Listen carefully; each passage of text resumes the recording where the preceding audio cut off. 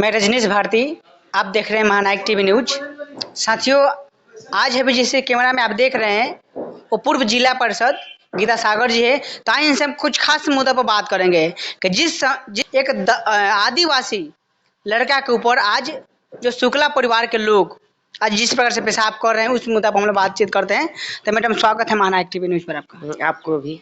व्यवस्था के खिलाफ आपने हमेशा लड़ाई लड़ी है और आज देखिए ये दलित वंचित समाज के ऊपर है कि एक व्यक्ति नशे में धूल, मुंह में सिगरेट और आदिवासी लड़के के ऊपर आज पेशाब कर रहा है, जो आज बीजेपी के सत्ता में आज इस प्रकार से घटना हो रहा है। क्या बताना चाहिए इस पर आप? देखिए, सबसे पहले मैं तो आपका स्वागत करती हूँ कि आप आए वर्ण व्यवस्था के बारे में हमसे पूछ रहे हैं। ये जो वर्ण व्यवस्था जो बनाया गया है यह शोषण करने के लिए ही बनाया गया है। और आज जो सरकार है भाजपा की सरकार, ये भाजपा की सरकार गुंडा का सरकार है। और यह सरकार केवल दलित, अति पिछड़ा, महिला, अल्पसंख्यक, आदिवासी, ये तमाम सारे लोगों पर यह तरह तरह के हथकंडा अपनाकर अत्याचार कर रहे हैं। अब जैसे उत्तर प्रदेश, मध्य प्रदेश में जो आज घटना घटी है, आदिवासी के देह पर अगर शरीर पर पेशाब कर रहे हैं तो कतई यह गलत है। क्योंकि हम जो जी रहे हैं, हम भारत ही में जी रहे हैं, हम आज़ाद देश में जी रहे हैं। और इस आज़ादी का मतलब यह नहीं हुआ कि मनुष्य हैं हम आज़ाद हैं। तो भाजपा के द्वारा जो यह कारनामा किया जा रहा है वह मनुष्य समझ के नहीं किया जा रहा है। वो वहाँ आदिवासी दलित को जानवर समझा जा रहा है और जानवर समझ के वो पेशाब कर रहे हैं। इसके लिए तमाम जो हिंदुस्तान के लोग हैं, वो जो इनकी रवैया है, भाजपा की रवैया है, एक है कि हिंदू मुस्लिम करके लड़वाना मुस्लिमों से, दूसरा है कि जात पार करके अत्याचार करना। जब चुनाव आएगा, अभी लोकसभा का चुनाव आने वाला है, अब लोकसभा के चुनाव में जस्ट चुनाव का बिगुल फुकाएगा, इनका हिंदू मुस्लिम शुरू हो जाएगा कि मुस्लिम को अगर हम जीत जाएंगे तो मुस्लिम को यहाँ से भागान दे कर राजनीति करेंगे। दूसरा मुस्लिम का टारगेट बनाते हुए वह दलित और आदिवासी पर भी उनका अत्याचार हो रहा है। उसी तरह से राजस्थान में एक छात्र का पानी पीने के चलते मारा गया, पीट कर मार दिया गया। सब जगह दलितों का, उत्तर प्रदेश में दलित लड़कियों के साथ किस तरह से घटना घट रही है, सब सारे लोग जान रहे हैं, पूरा हिंदुस्तान के लोग जान रहे हैं। तो उनका है अत्याचार करना। वे हैं, एक माने में अगर कहिएगा तो भाजपा के सरकार हिटलर शाही सरकार है। आदिवासी समाज के ऊपर लगातार इस धोन में जो उनको उद्घाटन होना चाहिए, जिसके हाथ से, उनके हाथ से ना करवा के आज प्रधानमंत्री के हाथ कराया जा रहा है। और देखिए आदिवासी समाज के ऊपर कितना बड़े तमाचा है। देखिए, सबसे पहले हम कहेंगे कि भारत का प्रथम नागरिक होता है राष्ट्रपति।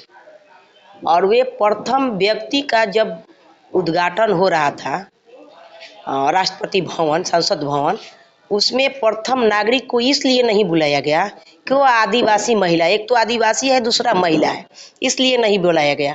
हम कह रहे हैं कि यह जो भाजपा का प्रोग्राम चल रहा है, जो उसका एजेंडा चल रहा है कि भाजपा एजेंडा उनका चल रहा है मनुवाद और वर्ण व्यवस्था। और उस मनुवाद में औरत को हमेशा घर में ही रखा जाता है। जैसे गहना को पेटी में हम बंद करके रखते हैं, उसी तरह से औरत को घर में रखना है। और उसमें राष्ट्रपति आदिवासी है, महिला है, तो उसके एजेंडा में वो नहीं है। लोगों को दिखाने के लिए कि हम आदिवासी को राष्ट्रपति बना रहे हैं, केवल वोट को लाने के लिए कि आदिवासी दलित का वोट हम ले सके, इसके लिए उनको बनाया गया। लेकिन जहां उसकी अपनी आज़ादी होनी चाहिए, जहां उसको जाना चाहिए, एक देश के नागरिक, प्रथम नागरिक होने के नाते उनको उद्घाटन में जाना चाहिए, उनको उद्घाटन करना चाहिए। तो ये भाजपा सरकार जो हमारी मोदी जी का सरकार चल रही है, वो कतई कबूल नहीं किए और उसको उद्घाटन करने में नहीं। इतना बड़ा गलती करने के बाद आज उनका जो मामा है, जो शिवराज शुक्ला, आज इतना बड़े गलती करने के बाद में दलित समाज दिखाने के लिए, इस समाज को दिखाने के लिए, गुमराह करने के लिए आज कहीं कि आदिवासी समाज के घर में जाकर आज उनका पैर धो रहे हैं, चंदन लगा रहे हैं, मीठा खिला रहे हैं, ताकि अभी से भी हमारे उनके ऊपर जो मतलब दाग लगा है वो दाग धुल जाए। क्या दाग धुल सकता है? देखिए, ये कतई दाग दाग नहीं धुल सकता है। इसलिए नहीं धुल सकता है कि भाजपा की जो बात हो रही है, भाजपा के विधायक की जो बात हो रही है, अभी जो चुनाव पिछले साल विधानसभा का चुनाव हो रहा था मध्य प्रदेश उत्तर प्रदेश में, तो उत्तर प्रदेश में जोगी जी वोट लेने के लिए दलित के घर दरी पर बैठकर खाना खा रहे थे। क्यों? केवल वोट लेने के लिए। उनका मानसिकता उसका उत्थान करने के लिए नहीं था। आदिवासी के घर जाकर उसके थाली में खाना खा रहे थे, बोड़ा पर बैठकर, बोड़ा चट्टी पर बैठकर। तो उसका उद्देश्य है कि हम केवल वोट लें और हमको जो करना है, लात से मारना है, देह पर पेशाब करना है, गंदा खिलाना है, वो उनका प्रक्रिया, उसका एजेंडा है। और इसमें भी हमारे जो समाज के लोग हैं, जो दलित है, आदिवासी लोग हैं, वे भी आज जब प्रोपगंडा चलाएंगे कि हिंदू मुस्लिम की बात जब होगी, तो ये सारे लोग के भी प्रोपगंडा को समझना चाहिए कि यह मुस्लिम के नाम देकर आदिवासी और दलितों पर भी अत्याचार इनका उनसे ज्यादा बढ़ रहा है। इसलिए भविष्य में आने वाला समय में कतई बीजेपी के समर्थन में वो खड़ा न उतरे, अपना सारा शक्ति लगाए कि यहाँ से बीजेपी की सरकार को हराया जाए और गद्दी छोड़कर यहाँ से भगाया।